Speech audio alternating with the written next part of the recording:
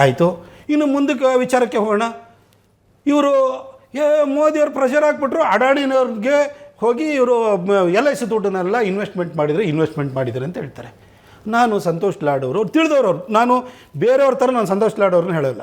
ಸಂತೋಷ್ ಲಾಡ್ ಅವ್ರಿಗೆ ಜ್ಞಾನ ಇದೆ, ಆದರೆ ಅವರು ಜ್ಞಾನವನ್ನು ಭಾಳ ಪರ್ವರ್ಟಾಗಿ ಯೂಸ್ ಮಾಡ್ತಾರೆ. ಅದಕ್ಕೋಸ್ಕರ ಹೇಳ್ತೀನಿ, ಈ ಹಿಂದೆ ಸರ್ಕಾರ ಏನು ಅಂತೇಳಿ ಹೇಳಿದರೆ, ಇವತ್ತು ಸರ್ಕಾರದ ಏಜೆನ್ಸಿಗಳಿರ್ಬೋದು, ಹಿಂದೆಲ್ಲ 1980ಸಿಗೆ ಹೋಗಿ 90ಸಿಗೆ ಹೋಗಿ ರಿಸರ್ವ್ ಬ್ಯಾಂಕ್ದು ಗೋಲ್ಡ್ ಬಾಂಡ್ಸ್ ಅಂತ ಬರೋದು.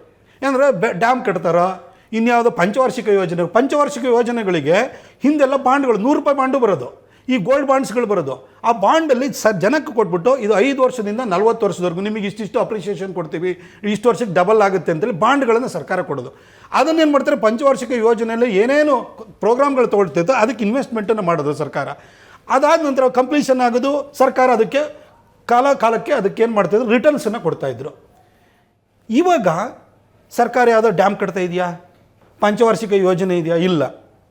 ಅದ್ರ ಜೊತೆಗೆ ಸರ್ಕಾರಕ್ಕೆ ಇವತ್ತು ಫಾರಿನ್ ಇನ್ಸ್ಟಿಟ್ಯೂಷನಲ್ಲಿ ಇನ್ವೆಸ್ಟರ್ಸ್ಗಳಿದ್ದಾರೆ. ಇವತ್ತು ಜಪಾನಿಂದ ನಾವು ಸಾಲ ತೊಗೊಂಡ್ರೆ ಇಲ್ಲಿ ನಮಗೆ ಮಾಮೂಲಿ ಡೆಪಾಸಿಟಿಗೆ ಕೊಡೋದ್ರಿಂದ ಕಡಿಮೆ ಇಂಟ್ರೆಸ್ಟ್ ರೇಟಲ್ಲಿ ನಮಗೆ ಬೇರೆ ಕಡೆ ಸಿಗುತ್ತೆ. ಇವತ್ತು ನ್ಯಾಷನಲ್ ಹೈವೇ ಕನ್ಸ್ಟ್ರಕ್ಷನಲ್ಲಿ ನೀವು ನೋಡಿ, NHAನವರು ಹೊರಗಡೆಯಿಂದ ಜಾಸ್ತಿ ಸಾಲ ತೊಗೊಳ್ತಾರೆ. ಹಾಗೆ ಬೇರೆ ಬೇರೆ ವಿಧಾನಗಳಿದ್ದೀವಿ. ಇವತ್ತು ಇನ್ವೆಸ್ಟರ್ಸ್ಗಳಿದ್ದಾರೆ, ಇವತ್ತು ಪ್ರಾಜೆಕ್ಟ್ಗಳ ಮೇಲೆ ಇನ್ವೆಸ್ಟ್ಗಳನ್ನ ಮಾಡೋಂಥವ್ರು ಬಂದಿದ್ದಾರೆ.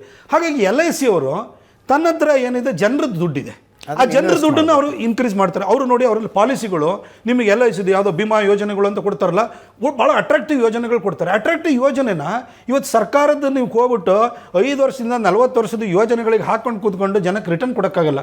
ಅವ್ರೇನು ಮಾಡ್ತಾರೆ, ಶೇರ್ ಮಾರ್ಕೆಟನ್ನು ಎಂಟರ್ ಆಗಿದ್ದಾರೆ. ಇವತ್ತು ಅವರು SSC ಸಿಮೆಂಟಲ್ಲಿ ಹಾಕಿದ್ದಾರೆ, ಅಂಬುಜಾದಲ್ಲಿ ಹಾಕಿದ್ದಾರೆ, ಅಡಾಣಿನಲ್ಲೂ ಹಾಕಿದ್ದಾರೆ. ಅಡಾಣಿದು ಇತ್ತೀಚೆಗೆ ನೀವೊಂದು ರಿಪೋರ್ಟ್ ಬಂತು ನೋಡಿ, 52% ಲಾಸ್ಟ್ ಫೈನಾನ್ಷಿಯಲ್ ಇಯರಿಗೂ ಈ ಫೈನಾನ್ಷಿಯಲ್ ಇಯರ್ಗೂ ನಿಮಗೆ 52% ಇನ್ಕ್ರೀಸ್ ಆಗಿದೆ. 22,000 ಕೋಟಿ ಅವರಿಗೆ ಎಕ್ಸ್ಟ್ರಾ ಅದಕ್ಕೆ ಗೇನ್ ಮಾಡಿದ್ದಾರೆ. ಯಾರು? LIC ಅವರನ್ನು ಅಲ್ಲಿ ಇನ್ವೆಸ್ಟ್ಮೆಂಟ್ ಮಾಡಿದ್ದು. ಹೋಗಿ ಮೋದಿ ಹೇಳ್ಬಿಟ್ರಂತೆ ಅಡಾಣಿಗೆ ಹೋಗಿ ಇನ್ವೆಸ್ಟ್ಮೆಂಟ್ ಮಾಡ್ರೆ, ಈ ಥರ ಹಸಿ ಸುಳ್ಳನ್ನು ಹೇಳ್ತಾರೆ. ಸರಿ, ನಾನು ಏನು ಮಾಡಬೇಕು? ನಾನು ಇದನ್ನು ಕೌಂಟ್ರ್ ಮಾಡ್ತಾ ಹೋಗ್ತೀನಿ. ಹಾಗಾಗಿ ನಾನು ಸಂತೋಷ್ ಲಾಡ್ಗೂ ನನಗೂ ಕಿತ್ತಾಟ ಅಂತಾರೆ. ನೀವೊಂದು ಹೇಳೋ ಬಗ್ಗೆ ಅವರೊಂದು ಹೇಳೋ ಬಗ್ಗೆ ಏನು ಅಬ್ಜೆಕ್ಷನ್ ಇಲ್ಲ. ಈಗ ಎಷ್ಟು ಚಂದ ಮಾತಾಡಿದ್ರಲ್ಲ, ಇಷ್ಟೇ ಹೆಲ್ದಿಯಾಗಿ ಎರಡೂ ಕಡೆ ವಾದಗಳು ಬಂದರೆ ಭಾಳ ಚೆನ್ನಾಗಿರುತ್ತೆ.